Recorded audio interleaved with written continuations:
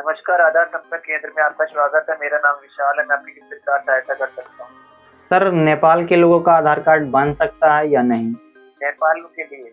जी sir. श्रीमान जी निश्चिंत रहें। जैसा कि मैं समझ पा रहा हूँ, नेपाल के लिए आधार कार्ड बनवाना चाहते हैं। आप नेपाल में हैं या फिर यहाँ? यानी कि दोस्तों, अगर आप इंडिया के अलावा किसी और कंट्री में रहते हैं, जैसे कि नेपाल, भूटान, कोई भी फॉरेन कंट्री हो जहाँ पे आप रहते हैं और आप इंडिया में आधार कार्ड बनवाना चाहते हैं, तो क्या आपका आधार कार्ड इंडिया में बन सकता है? अगर बनेगा तो उसके लिए क्या रिक्वायर्ड डॉक्यूमेंट्स होना चाहिए, उसके बारे में हम आपको इस वीडियो के अंदर बता देंगे, ताकि आप फॉरेन कंट्री से आकर इजीली इंडिया में आधार कार्ड बनवा सकते हैं।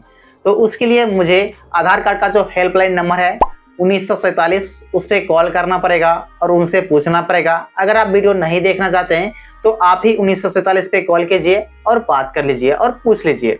लाइव प्रूफ दिखाऊंगा 1947 पर कॉल करके और बात करके, और क्या क्या डॉक्यूमेंट्स बताते हैं सारा कुछ आप यहाँ पे देख लेंगे। तो चलिए शुरू करते हैं। मोबाइल का स्क्रीन रिकॉर्डिंग वो आपको यहाँ पे साइड में दिखेगा। तो चलिए यहाँ पे कॉल करते हैं। 1947 हेल्पलाइन नंबर है, ठीक है, आधार कार्ड का। यहाँ पे कॉल करते हैं 1947, यहाँ पे कॉल लगाते हैं, ठीक है, और इसको हैंड फ्री पर कर लेते हैं, ताकि जो भी बातचीत होगी मेरी वो आपको भी अच्छे से सुनाई दे। नमस्कार, आधार संपर्क केंद्र में आपका स्वागत है। वेलकम टू आधार संपर्क केंद्र। अपने आधार अपडेट, नामांकन या पीवीसी कार्ड की अनुरोध स्थिति जानने के लिए 1 दबाएं। आधार सेवा केंद्र या स्थायी नामांकन केंद्र का पता जानने के लिए 2 दबाएं। मामला दर्ज करने या मौजूदा मामले की स्थिति की जांच करने के लिए 3 दबाएं।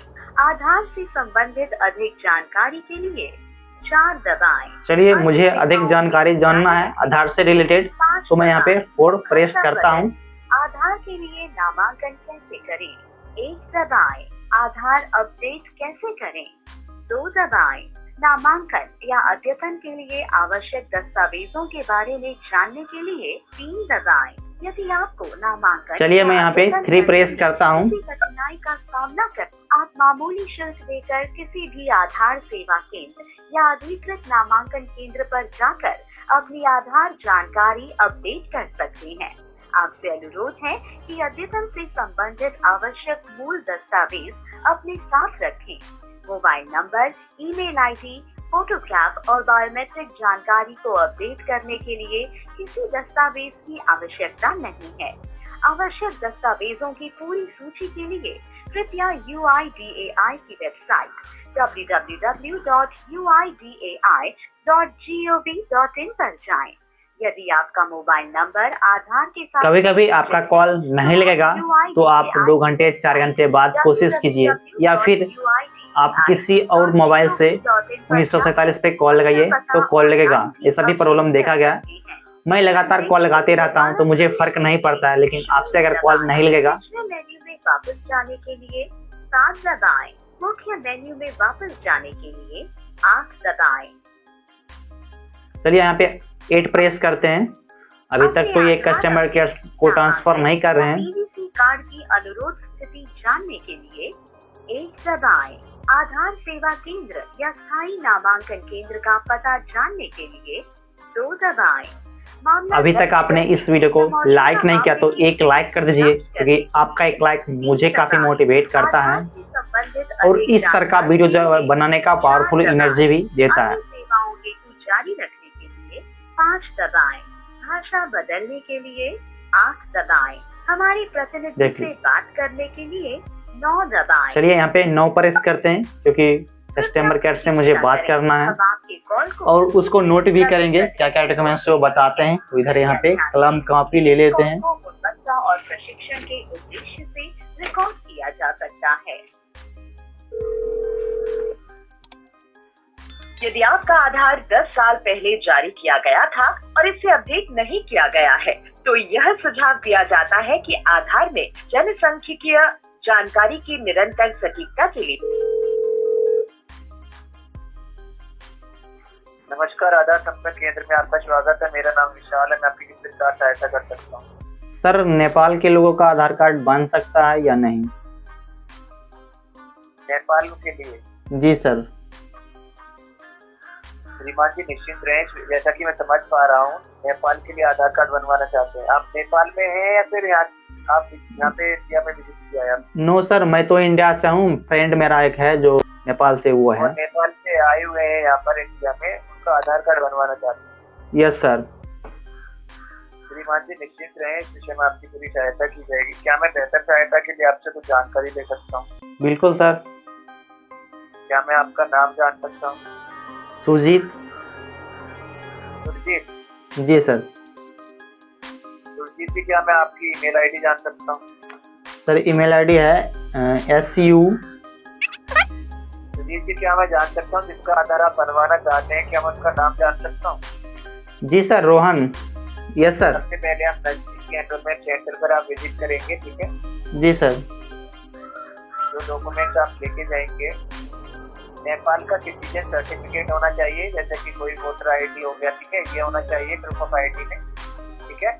जी सर। 182 आपका यहाँ पे स्टे होना चाहिए इंडिया, 182 दिन स्टे होना चाहिए, और यहाँ का आपके पास प्रूफ ऑफ एड्रेस होना चाहिए।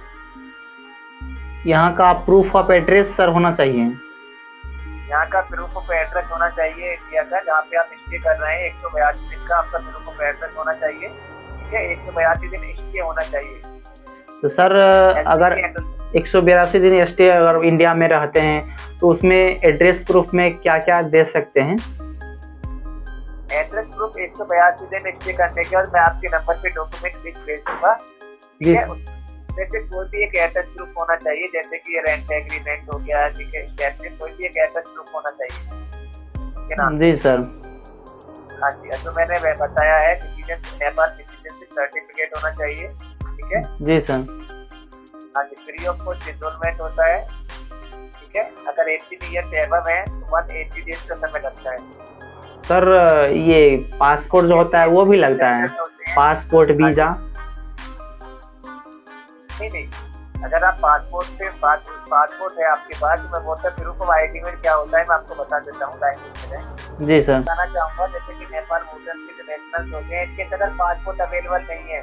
जी सर। ठीक है जी। तो उस केस में क्या होता है कि नेपाल का सिटीजन सर्टिफिकेट होना चाहिए, ठीक है, या फिर वोटर आइडेंटिटी कार्ड होना चाहिए। जी सर। इलेक्शन कमीशन से होना चाहिए नेपाल के। जी सर। जी सर। हाँ जी, अगर पासपोर्ट है तो जी, आपको पासपोर्ट भी आप करा सकते हैं, प्रूफ ऑफ आइडेंटिटी में आपका पासपोर्ट वैलिड रहता है। जी सर। हाँ जी, ठीक है। ठीक है सर। Okay sir. जानकारी लेना चाहिए? No sir, thank you sir. केंद्र में कॉल करने के लिए धन्यवाद। आपका दिन शुभ हो। जैसे कि उन्होंने बताया था कि अगर आप जिस कंट्री से बिलोंग कर रहे हैं, जैसे कि मैंने नेपाल का नाम लिया था, तो नेपाल के लिए उन्होंने बताया नेपाल के आप नागरिक होने चाहिए, सिटीजन ऑफ नेपाल। उसका आपका एक कोई प्रूफ होना चाहिए, जैसे कि हो गया वहाँ का वोटर कार्ड हो गया जिस कंट्री से आप रह रहे हैं, ठीक है। इसके अलावा आप पासपोर्ट भी दे सकते हैं। वैसे पहले आप इसको समझिए, आधार कार्ड बनाने के लिए दो प्रूफ की आवश्यकता पड़ती है, एक एड्रेस प्रूफ की और दूसरा आइडेंटिटी प्रूफ की। आइडेंटिटी प्रूफ में आपका नाम, डेट ऑफ बर्थ रहेगा, चलेगा, एड्रेस नहीं भी रहेगा चलेगा, कोई दिक्कत नहीं है। लेकिन एड्रेस प्रूफ में आपका एड्रेस प्रूफ मैंडेटरी है, रहना ही चाहिए। तो आइडेंटिटी प्रूफ में आप क्या देंगे, अगर आप फॉरेन कंट्री से हैं तो आइडेंटिटी प्रूफ में आप जिस कंट्री से हैं उस कंट्री का आइडेंटिटी कार्ड कोई भी होगा वो चलेगा, ठीक है, और वैलिड होना चाहिए, ठीक है, या फिर वोटर कार्ड। उसके बाद एड्रेस प्रूफ में आप वोटर कार्ड भी दे सकते हैं, ठीक है। तो वोटर कार्ड तो आप फॉरेन कंट्री वाला देंगे तो उसमें फॉरेन कंट्री का एड्रेस रहेगा, यहाँ का तो नहीं रहेगा, ठीक है, तो वो आपका नहीं चलेगा, ठीक है। उसके बाद आप 182 दिन, ठीक है, मैक्सिमम आप 182 दिन इंडिया में रहे हैं, स्टे किए हैं, ठीक है। ये आपके पास कोई प्रूफ होना चाहिए। अगर 182 दिन आप इंडिया में रहें उसके रिलेटेड आपके पास कोई प्रूफ कौन सा होगा, तो आपका बिल जो आप पे करते होंगे, जैसे कि अगर इंडिया में रह रहे हैं तो बिजली बिल आप पे करते होंगे, या फिर रेंट एग्रीमेंट, जिस मकान में आप रह रहे हैं उस जिस रेंट के मकान में रह रहे हैं उस रेंट एग्रीमेंट का जो होगा वो प्रूफ होगा, ठीक है, तो वो आप लगा सकते हैं। या फिर पासपोर्ट है तो पासपोर्ट लगा दीजिए। तो आप एक एड्रेस प्रूफ में लगाइए और एक आइडेंटिटी प्रूफ में लगाइए, तो पासपोर्ट आपका आइडेंटिटी प्रूफ हो जाएगा और एड्रेस प्रूफ में आपका बिजली बिल वाला हो जाएगा, या फिर रेंट एग्रीमेंट वाला वो जो होगा आपका पास रसीद, जो आप रेट एग्रीमेंट करवाए होंगे वो भी आपका लग जाएगा। और आपके पास ये भी प्रूफ होना चाहिए कि 182 दिन आप इंडिया में स्टे किए हैं। ठीक है, तो मैंने आपको बता दिया, अगर आप फॉरेन कंट्री से बिलोंग कर रहे हैं तो इंडिया में अगर आप आधार कार्ड बनवाना चाहते हैं तो उसके लिए क्या डॉक्यूमेंट्स लगता है, नियरेस्ट आधार सेंटर पे जाइए। आपको फाइंड नहीं कर आता है नियरेस्ट आधार सेंटर कहाँ पर है, उस पर मैंने पार्टिकुलर वीडियो बना दिया है, तो उस वीडियो का लिंक आपको इस वीडियो के डिस्क्रिप्शन बॉक्स में डाल दूंगा, आप वहाँ से चेक कर लेंगे। और जो भी नियरेस्ट आधार सेंटर है आप जहाँ पे रह रहे हैं इंडिया में, वहाँ पे जाके इजिली आधार कार्ड बनवा सकते हैं। वीडियो पसंद आई हुई तो ज़रूर एक लाइक कर दीजिएगा, क्योंकि आपका एक लाइक मुझे काफ़ी मोटिवेट करता है। और इस तरह का वीडियो बनाने में काफ़ी मेहनत लगता था, मैंने 2-3 दिन से ट्राई कर रहा था, कॉल नहीं लग रहा था, कभी बात होता तो कभी कॉल कट होता था ऑटोमेटिक। ठीक है, तो ये जो मेरा मेहनत था वो सफल हो जाएगा तभी जब आप इस वीडियो को लाइक कर देंगे। चैनल पर नए होंगे तो उसको भी आप सब्सक्राइब कर लीजिए, और जो भी आपके फ्रेंड हैं उनके साथ शेयर कर दीजिए जो फॉरेन कंट्री में रह रहे हैं और इंडिया में आधार कार्ड बनवाना चाहते हैं। तो फिर से मिलते हैं किसी और दिन किसी और बढ़िया वीडियो के साथ।